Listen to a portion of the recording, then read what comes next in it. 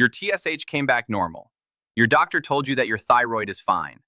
But you are still exhausted, not tired, exhausted, even after 8 hours of sleep. You are still gaining weight despite not changing anything about your diet. You are still losing hair by the handful in the shower. You are still cold when everyone around you is comfortable. You are still foggy, slow, depressed, constipated, and struggling with a body that feels like it is running at half speed. And you have been told, repeatedly, that your thyroid test is normal. So it must be something else. Stress, aging, depression, not trying hard enough. I'm going to tell you something that every clinician who takes thyroid disease seriously knows, and that far too few communicate clearly to their patients. TSH, thyroid-stimulating hormone, the test your doctor ordered, is one number from one part of the hypothalamic-pituitary thyroid axis. It is a useful screening test. It is not a complete assessment of thyroid function. A normal TSH does not mean your thyroid hormones are adequate at the tissue level. It does not tell you whether your body is converting those hormones effectively. It does not detect the most common cause of thyroid disease in the developed world. And yet, it is the only test that the vast majority of people with thyroid symptoms ever receive. Thyroid disease affects approximately 750 million people worldwide. It is the most common endocrine disorder on the planet. Hypothyroidism, underactive thyroid, alone affects approximately 5% of the general population, rising to 10% in women over 60. Hashimoto's thyroiditis, the autoimmune condition that is the most common cause of hypothyroidism in developed countries, affects an estimated 5% of the global population, the majority of whom are women. And despite this prevalence, a significant proportion of people with symptomatic thyroid dysfunction have been told their levels are normal, because the test they received was not designed to capture what is actually happening. In this video, I'm going to give you the complete clinical picture of thyroid function that your TSH result alone cannot provide. I will explain exactly how the thyroid system works and why TSH is an incomplete measure of it. I will cover the full thyroid panel that actually diagnoses dysfunction. I will walk through the 8 most common symptoms of thyroid disease that most people never connect to their thyroid. I will explain Hashimoto's and Graves' disease, the 2 most important thyroid conditions most people have never had properly explained to them. And I will give you the evidence-based actions that support thyroid health and the conversations you need to have with your doctor. Let us get into it. People worldwide with thyroid disease. 750 million. Most common endocrine disorder globally. Majority are women. Majority are undiagnosed or misdiagnosed. Thyroid Federation International 2023. The thyroid gland sits at the front of the neck, wrapped around the trachea. It is a small, butterfly-shaped gland that produces 2 primary hormones, thyroxine, T4, and triiodothyronine, T3. These hormones regulate the metabolic rate of virtually every cell in the body. They control how fast the heart beats, how quickly the gut moves, how efficiently the brain functions, how effectively fat is burned for energy, how hair grows, how skin regenerates, and how body temperature is maintained. Every system in the body is a thyroid target, which is why when thyroid function is impaired, virtually every system in the body is affected. The regulation of thyroid hormone production involves a feedback loop, the hypothalamic-pituitary thyroid axis. The hypothalamus in the brain produces thyrotropin-releasing hormone, TRH. This signals the pituitary gland to produce thyroid-stimulating hormone, TSH. TSH signals the thyroid gland to produce T4 and T3. As T4 and T3 levels rise, they feed back to the hypothalamus and pituitary, reducing TRH and TSH production. This is a closed-loop regulatory system. TSH is the pituitary's response to what it perceives as the body's thyroid hormone level. If the pituitary perceives adequate levels, TSH falls. If it perceives insufficient levels, TSH rises. And here is the critical clinical limitation of TSH-only testing. TSH reflects the pituitary's perception of thyroid hormone levels, not the tissue level of active thyroid hormone at the cellular level. Several things can create a disconnect between a normal TSH and inadequate thyroid function. The liver and other tissues must convert T4, the largely inactive storage form, to T3, the biologically active form. If this conversion is impaired, T4 levels can appear adequate and TSH can be normal, while active T3 at the tissue level is insufficient. Reverse T3, a biologically inactive form produced under stress, illness, and inflammation, can block T3 receptors, creating functional hypothyroidism even when standard tests appear normal. And thyroid antibodies, the markers of autoimmune thyroid disease, are never measured by a TSH alone. T4 is the dominant hormone produced by the thyroid gland, approximately 80% of thyroid output. But T4 is largely a pro-hormone. It has relatively little biological activity on its own. It must be converted to T3, primarily in the liver, kidneys, and peripheral tissues, to exert its effects on cellular metabolism. T3 is approximately 4 times more biologically active than T4. This conversion step, dependent on deiodinase enzymes that require selenium, zinc, and iodine as cofactors, is where a significant proportion of thyroid dysfunction occurs without being captured by a TSH or T4 measurement. People can have entirely normal TSH and normal T4 and have significantly impaired T3 conversion, producing hypothyroid symptoms with a normal standard test result. TSH, thyroid-stimulating hormone, is the appropriate first-line screening test and should always be included. A normal range in most laboratories is 0.4 to 4.0 milliunits per liter. However, the interpretation of TSH is more nuanced than a simple in-range or out-of-range verdict. A TSH above 2.5 in someone with classic hypothyroid symptoms and positive thyroid antibodies is clinically significant, even if technically within the laboratory normal range. A TSH at the upper end of normal in a symptomatic patient deserves further investigation, not reassurance. TSH alone tells you what the pituitary thinks is happening, not what is actually happening in the thyroid or at the tissue level. Free T4, FT4, measures the biologically available T4 in the bloodstream, excluding the fraction bound to carrier proteins. It is the most direct measure of the thyroid's primary output. Low free T4 in the context of elevated TSH confirms primary hypothyroidism. Normal free T4 with elevated TSH suggests subclinical hypothyroidism. The pituitary is working harder to maintain normal T4 output, which it can do up to a point before frank deficiency develops. Free T4 alone does not tell you whether T3 conversion is occurring normally. Free T3, FT3, is the measurement most critical to understanding cellular thyroid function, and the one most commonly omitted from standard thyroid panels. Free T3 reflects the biologically active hormone at the tissue level, the form that actually enters cells and binds to thyroid hormone receptors to drive metabolic activity. Low free T3 in the context of normal TSH and normal T4, the scenario sometimes called low T3 syndrome, produces all the classic symptoms of hypothyroidism, while standard testing appears entirely normal.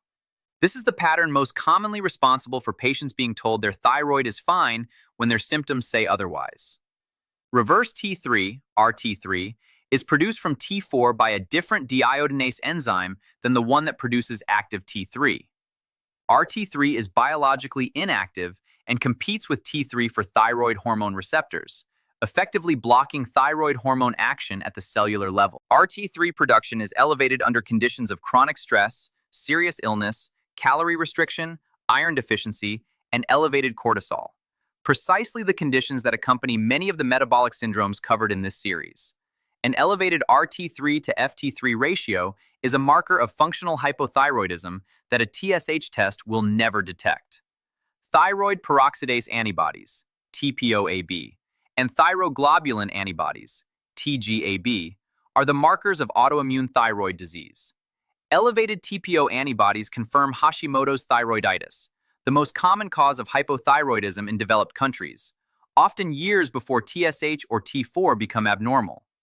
Elevated TSH receptor antibodies, TRAB, diagnose Graves' disease, the most common cause of hyperthyroidism. Measuring antibodies at baseline is essential because it confirms the underlying diagnosis, it predicts progression from subclinical to overt disease, and it identifies patients who need monitoring and nutritional support for the autoimmune process, independent of hormone levels.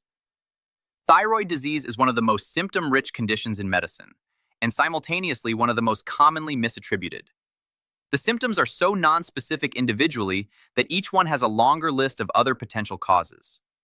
But the combination of multiple symptoms from this list, particularly in a woman, should always prompt a full thyroid panel, not just a TSH. Sign 1. The most universal and most debilitating symptom of hypothyroidism is fatigue. Not ordinary tiredness, but a profound, pervasive exhaustion that sleep does not restore. This is thyroid fatigue. The body's cells are metabolically slowing because the signal to produce energy, T3, is insufficient at the tissue level. Every mitochondrion in every cell is running below capacity. The result is a tiredness that feels biological rather than situational. It is not better after rest, it is not worse after effort in a predictable way, and it does not respond to caffeine or sleep in the way normal tiredness does. This symptom, in the context of a woman aged 30 to 60, should always prompt a full thyroid assessment. Sign 2. The thyroid is the primary regulator of the basal metabolic rate, the rate at which the body burns calories at rest. In hypothyroidism, the basal metabolic rate falls. The same caloric intake that maintained weight previously now produces a surplus. The weight gain of hypothyroidism is characteristically fluid-related as well as adipose. Hypothyroid patients retain a myxoedematous fluid, giving a puffy, somewhat non-pitting appearance to the face and extremities. This weight gain does not respond to calorie restriction in the expected way because the metabolic depression driving it is not being addressed. People who are eating less and gaining weight deserve a thyroid assessment before they are given advice on portion control. Eyebrows. Sign 3. Hair follicles are among the most metabolically active cells in the body. They depend on adequate T3 for their growth phase. In hypothyroidism, hair follicles spend less time in the growth phase and more time in the resting and shedding phase, producing diffuse hair thinning across the scalp. The most diagnostically specific pattern is loss of the outer third of the eyebrows, a finding so characteristic of hypothyroidism that it has its own clinical name, Queen Anne's sign. This pattern, combined with scalp hair thinning, is a strong clinical indicator for thyroid assessment even when other symptoms are absent. Sign 4. Cold intolerance. Feeling consistently colder than the people around you, wearing layers when others are comfortable, having persistently cold hands and feet, is a direct consequence of reduced metabolic rate in hypothyroidism. Thermogenesis, the production of body heat, is driven by thyroid hormone. When thyroid function is impaired, heat production falls and the person feels cold even in normal ambient temperatures. This symptom is so common in clinical hypothyroidism that it was used as a diagnostic criterion before laboratory testing was available. In a person who has always been sensitive to cold but notices it worsening, particularly alongside other symptoms, thyroid function should be assessed. Sign 5. The brain is highly dependent on adequate thyroid hormone for normal cognitive function. T3 regulates myelination of nerve fibers, neurotransmitter synthesis, and the metabolic efficiency of neural circuits. Thyroid hormone deficiency produces a characteristic cognitive pattern: slowing of thought processing speed, difficulty with word retrieval, impaired working memory, and a pervasive mental sluggishness that patients describe as feeling like their brain is wrapped in cotton wool. This cognitive slowing is often one of the most distressing and under-recognized symptoms of hypothyroidism. It is frequently attributed to depression, aging, or cognitive decline without thyroid function being assessed. Sign 6. The relationship between thyroid function and mood is direct and physiologically well established. T3 directly regulates the synthesis and reuptake of serotonin and noradrenaline, the neurotransmitters most central to mood regulation. Hypothyroidism produces a clinical picture that is often indistinguishable from major depressive disorder.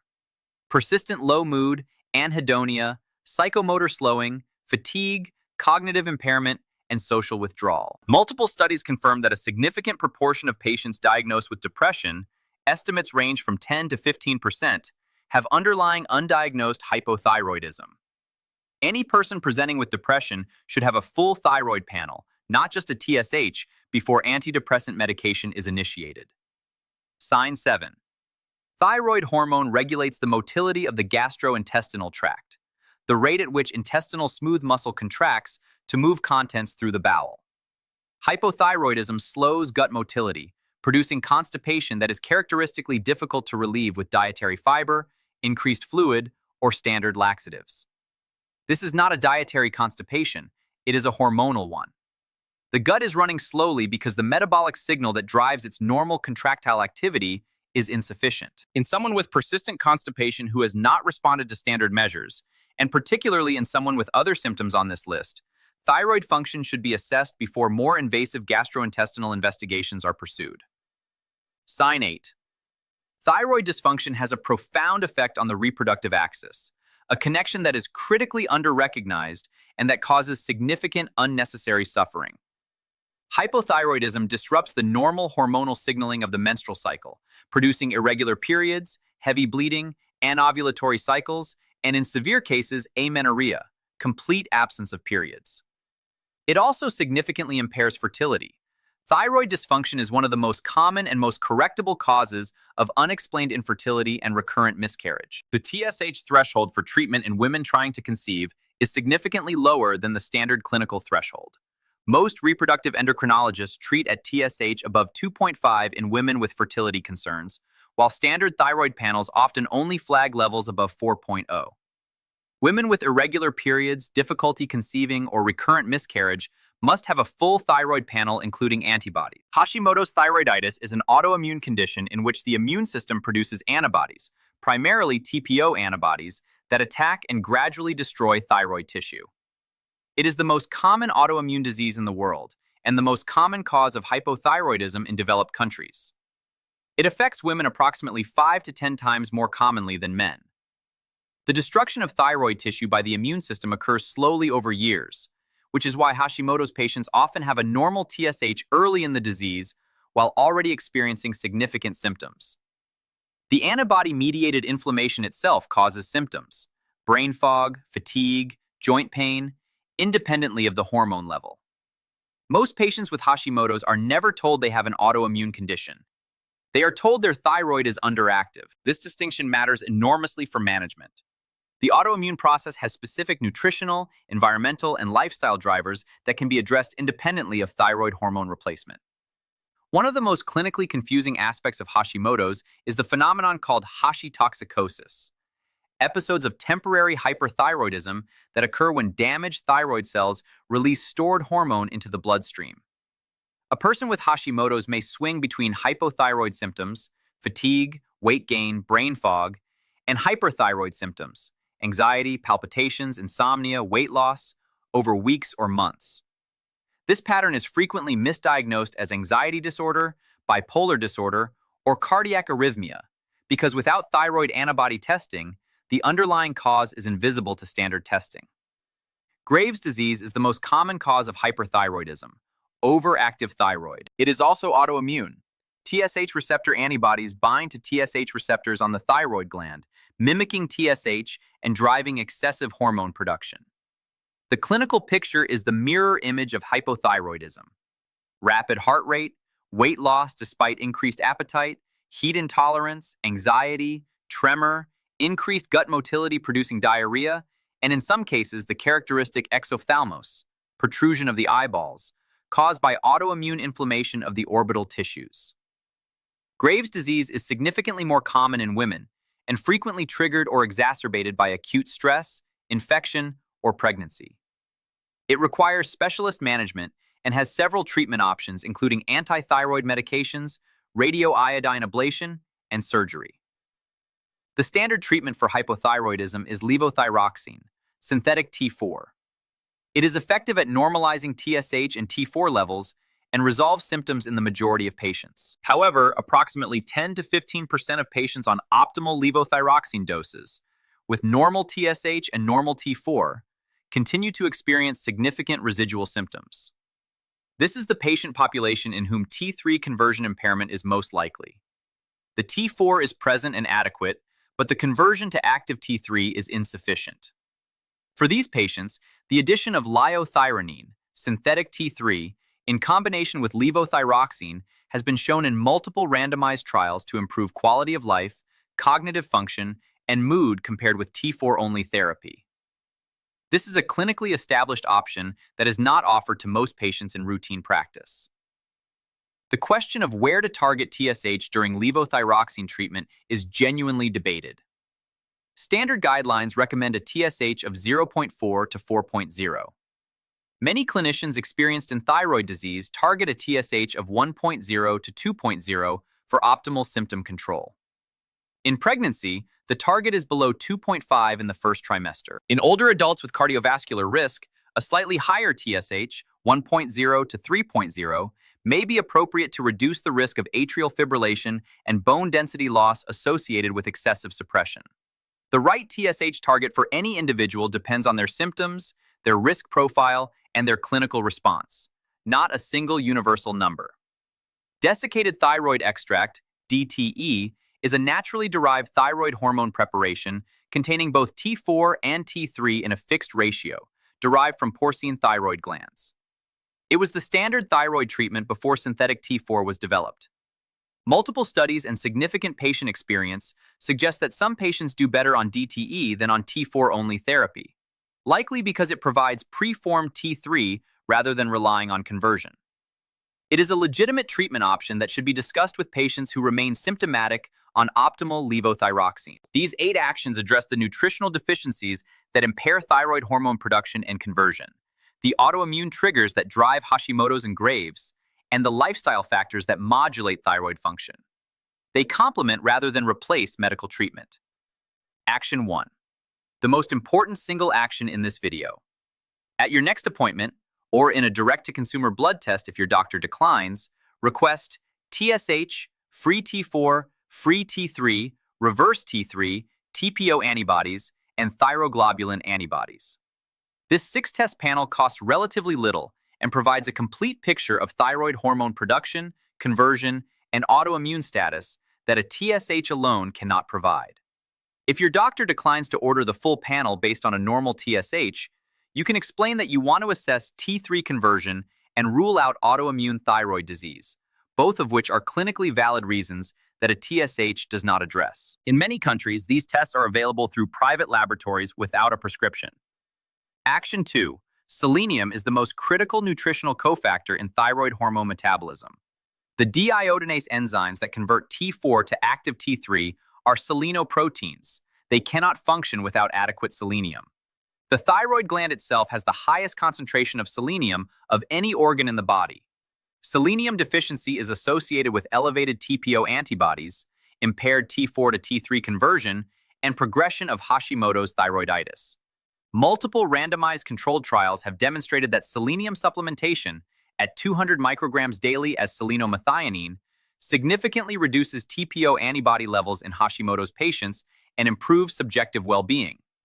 Food sources include Brazil nuts. 2 per day provides approximately 200 micrograms, as well as seafood, organ meats, and whole grains. Selenium toxicity at high doses is real. Do not exceed 400 micrograms daily. Action 3. Iodine is the essential building block of thyroid hormones. Both T3 and T4 contain iodine atoms, and adequate iodine is required for their synthesis. Iodine deficiency remains the most common cause of hypothyroidism globally, primarily in developing countries without iodized salt programs. In developed countries, overt iodine deficiency is rare, but insufficiency is more common than acknowledged. However, and this is critically important, excess iodine, particularly from high-dose iodine supplements, can trigger and worsen autoimmune thyroid disease in susceptible individuals. The Wolff-Chaikoff effect describes the thyroid's initial suppression of hormone synthesis in response to iodine excess. For people with Hashimoto's, moderate iodine from food sources is appropriate, but high-dose iodine supplementation is contraindicated. Sources: seafood, dairy, iodized salt. Target: 150 micrograms daily from food. Action 4. Zinc is required for TSH signaling and for the activity of deiodinase enzymes. Iron is required for the thyroid peroxidase enzyme that incorporates iodine into thyroid hormones. Both deficiencies impair thyroid hormone synthesis and conversion. Iron deficiency anemia, which is extremely common in menstruating women, significantly impairs the response to levothyroxine treatment in hypothyroidism. It is one of the most common and correctable reasons for persistent hypothyroid symptoms despite adequate thyroid hormone replacement. Both ferritin, iron stores, and zinc should be measured in any person with thyroid symptoms or who is not responding adequately to thyroid medication. Target ferritin, above 70 nanograms per milliliter for optimal thyroid function. Target zinc, within the normal range, supplementing if deficient. Action 5.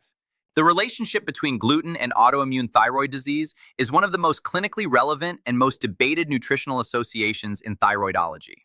Autoimmune thyroid disease, particularly Hashimoto's, has a significantly elevated comorbidity with celiac disease. Studies consistently find that approximately 5% of Hashimoto's patients have undiagnosed celiac disease. Treating celiac disease with a strict gluten-free diet reduces thyroid antibody levels and improves thyroid function in celiac patients with Hashimoto's. Whether a gluten-free diet benefits non-celiac Hashimoto's patients without anti-gliadin antibodies is less certain. Some patients report significant symptomatic improvement, and trial evidence is mixed. The practical approach. All Hashimoto's patients should be screened for celiac disease with IgA anti-tissue transglutaminase antibodies before pursuing a gluten-free diet, and should consider a structured 3-month gluten elimination trial if the clinical picture warrants it. Action 6. Chronic psychological stress suppresses thyroid function through multiple mechanisms. Cortisol inhibits TSH secretion from the pituitary, reducing the signal to the thyroid. It promotes the conversion of T4 to inactive reverse T3 rather than active T3, reducing available thyroid hormone at the tissue level. And it directly impairs thyroid hormone receptor sensitivity. The cells become less responsive to the T3 that is available. This means that under chronic stress, a person can have entirely normal TSH and T4 levels, yet have significantly impaired thyroid hormone activity at the cellular level. Stress management, covered in depth in the Master Protocol video, is not a peripheral lifestyle concern in thyroid disease. It is a direct physiological intervention that affects thyroid hormone metabolism. Action 7. A growing body of evidence implicates environmental chemicals, endocrine-disrupting compounds, in the etiology of thyroid disease. The most clinically relevant include bisphenol A, BPA, found in many plastics, which interferes with thyroid hormone receptor binding; perchlorate, found in some drinking water and certain vegetables, which blocks iodine uptake by the thyroid; and polychlorinated biphenyls, PCBs, and polybrominated diphenyl ethers, PBDEs, found in flame retardants in furniture and electronics, which interfere with thyroid hormone transport and metabolism. Practical reduction strategies. Switch to glass, stainless steel, or BPA-free containers. Filter drinking water if perchlorate is a local concern, and reduce exposure to flame retardant-treated furniture where possible. None of these changes eliminates exposure, but reducing cumulative endocrine disruptor load is a reasonable and evidence-supported approach to thyroid health protection. Action 8. Thyroid function, particularly in Hashimoto's, changes over time as the autoimmune process evolves. Annual monitoring with a full thyroid panel, not just TSH, is essential to track disease progression and adjust treatment before symptoms recur. The dose of levothyroxine required changes with age, body weight, pregnancy, other medications, and gut absorption capacity. People on stable thyroid medication who feel well should still have their panel reviewed annually. People who feel unwell despite normal TSH should push for measurement of free T3, reverse T3, and antibody titers rather than accepting reassurance based on a single number. Being an informed and proactive patient in thyroid disease, understanding your panel, knowing your optimal TSH target, and tracking your free T3 is not the same as self-diagnosing. It is advocating for the clinical standard of care you are entitled to receive. I want to say something directly to the person who has been watching this video and recognizing themselves in every symptom I described. The person who has been told repeatedly that their thyroid is fine based on a TSH that has never been accompanied by free T3, free T4, reverse T3, or antibodies. Your experience is valid.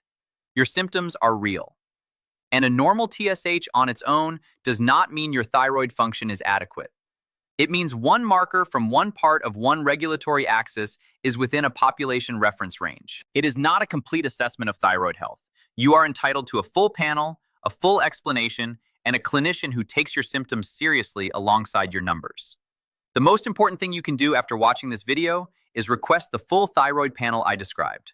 TSH, free T4, free T3, reverse T3, TPO antibodies, and thyroglobulin antibodies. Write those down. Take that list to your next appointment. If your doctor declines, ask them specifically which of these results would not be clinically informative given your symptoms. That framing changes the conversation. And if you are in a country where direct-to-consumer blood testing is available, these tests are accessible without a prescription at a cost most people can manage. If this video helped you understand something about your thyroid or about someone you love, please share it. Thyroid disease is the most common endocrine disorder in the world and one of the most under-investigated. The information in this video should be freely available to everyone who needs it. Subscribe so you do not miss the next video, where I will be covering chronic inflammation, the single biological process connecting heart disease, cancer, Alzheimer's, and depression, and what you can actually do about it. I will see you there.